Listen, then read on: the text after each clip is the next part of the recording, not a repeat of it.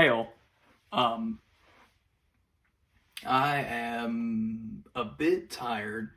I had a lot of insomnia over the New Year's, so if I don't seem like I'm entirely there, I am getting over a good deal of insomnia.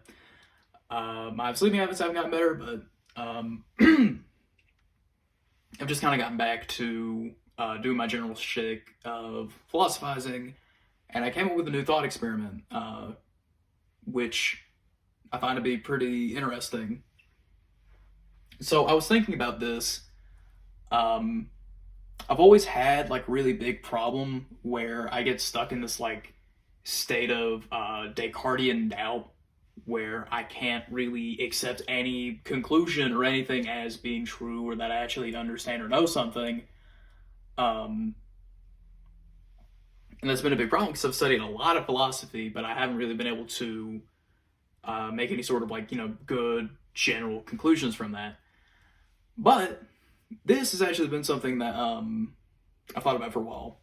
This is based off a lot of my understanding of like Descartes and Wittgenstein or Wittgenstein, depending on if you want to say it, the English pronunciation or the German pronunciation. Um, both of them kind of came to this conclusion that you can't really understand things without first kind of having this trust that they're understandable, right? Or that you have the reasoning and the ability to understand these things, right? And so this is something that I thought would really illustrate this well. So take it that there is something behind this wall. I don't know if you can really see this ink is old. But take it that there is something behind this wall, and there's just an elephant. It's a wonderful drawing of an elephant. And take it that there are two people who, let's call one of them Homer and the other Peter.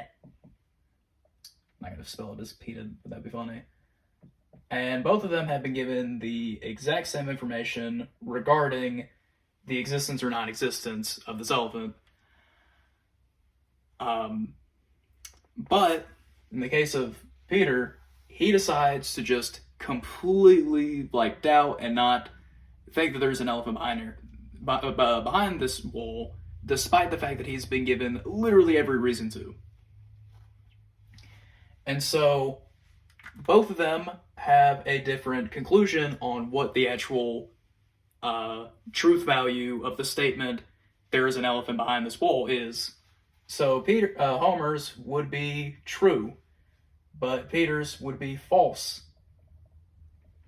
And to me, this is a thought experiment that really does illustrate that you can't really truly understand something if you don't first trust that the intuition is also there, right? And this also does, on the flip side, because you need to have that certain level of trust, you also need to understand that just because you can bring something into doubt does not mean that it can be doubted. Because either way, there's an elephant behind this wall. And just because Peter has decided not to think that there's an elephant behind this wall, there's still an elephant. There's, nothing that he can, like, that's not a belief that is congruent with reality. That's entirely limited to him and his perception of it. Or not even his perception of it, but just the way that he's strung together that information. All right, well, I hope this was a good video. I hope you enjoyed it. I'll see y'all later. Bye, all.